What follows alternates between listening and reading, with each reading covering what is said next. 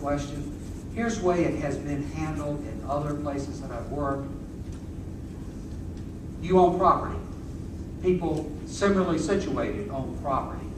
That is the biggest investment you have for your retirement. Anything that enhances the value of that property enhances the quality of your remaining life. In places, I think property values have gone up fairly dramatically in Saraland. So, that has been the pattern. We're in an unusual pattern right now, and I apologize. But the pattern, lots of cities that have conformed have done historical analysis, and they find that more people want to be a part of that school system, to buy property within that school system. There is competition, therefore, for the value of the property. And you know what, dear lady, I'm retired. I would like to see a substantial senior exemption from school taxes to give you no reason to be concerned. And it's stupid that we haven't done it. But who would have the authority to tax that district? The authority to tax that district. The City Board of Education would administer the district tax for what is now the city plus this. If you wished a tax increase in that combined area, because now it's one formal district, everybody gets to vote on it, and you can vote up or down. So simple majority will win. Talking about annexing in Taylor and Newton, I mean, that's just the school itself, but still the residents are in the city, so I don't quite see how that solves any problems. All right. If the school site is not in the city boundaries, the proposed board does not have future control of it. It's still a county school. So unless it becomes a part of your municipality, it cannot be a part of your school system. Now, the other way I told you was after separation and you do the vote to join that territory with your school system. But that's the only two ways a board could have legal control of that building site. When would we be allowed to vote on this matter?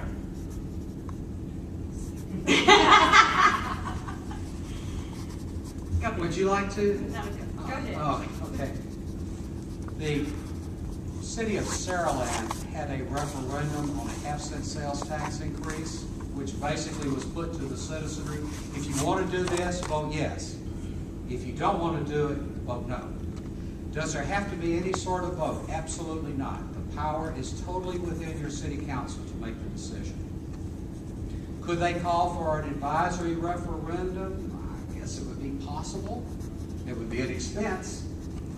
But generally these things happen without a vote unless it's for a revenue measure. That we will need to do our own school system. Is that status quo, or will that be a better city school system than the current county system? Basically, that's a rollover status quo number. It will get no worse, no less than you've got now. The flip side of that coin is, if you did have a separate city school system, could an administration that's closer, could to the people, to the city council, to the citizens, could an administration that works very effectively with the city council, could potential cost sharing or outsourcing of maintenance and grounds, etc., result in cost savings and thus enhance educational opportunities? It is possible. But we're not building enhancement money in that number. On the other hand, that is not a bare bones number. I can't be precise. So that's a good middle range number. Can y'all all hear him? No. Come on up here. Come on up here. Come on, Van. All I do is look close to the microphone, you hear it coming. All right. Right, that's The problem, of course, that Alabama has created for those who wish more revenues or has fixed it for those of us who don't want more revenues, is that anything that takes a constitutional amendment, you've got to have a 3/5 vote of the membership of both chambers. And if the people who want to say no have at least 2/5 of a vote, they can block it. So one party can block any proposal to change the Constitution any other party can come up with.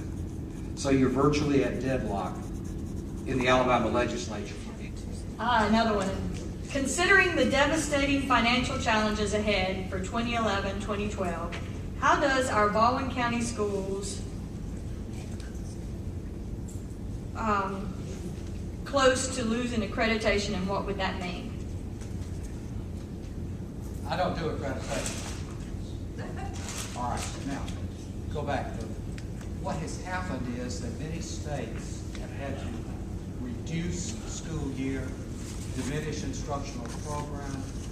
I think there will probably be many states where schools are in difficulty or previously created standards. So I think there's give and take on that. The other question is simply, how do they financially do it?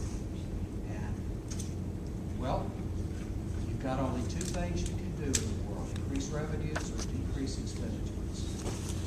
And the expenditure side, can you touch debt? No. Can you cut personnel?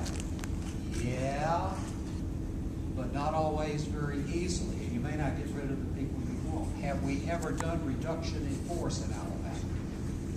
No. Will Dr. Hubbard fight? Absolutely. And I'm not anti-AEA at all, but he's got money.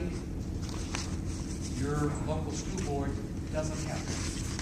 So there are no simple answers. It's going to be a combination of probably reduction of expenditure and every effort made possible by this reduction. One of the ones that's being touched on is interstate reciprocity for collection of use tax.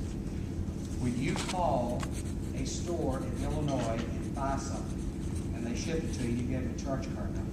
They're supposed to collect sales tax to give it back to Alabama. But that takes cooperation and agreement. That's several years off. That's one thing that's being pushed. Another thing that's being discussed by Dr. Hubbard is repeal of Amendment 225, which gives you a deduction on your state income tax for federal income tax paid. Remember? Yes, ma'am. I would like to remind everyone that if you have lived in Baldwin County, I'm sure it's all Baldwin County, for at least 10 years, and you're over the age of 65, your property taxes cannot go up. Yes, ma'am. You can freeze. At 2006 levels, if I remember the amendment correctly. Something like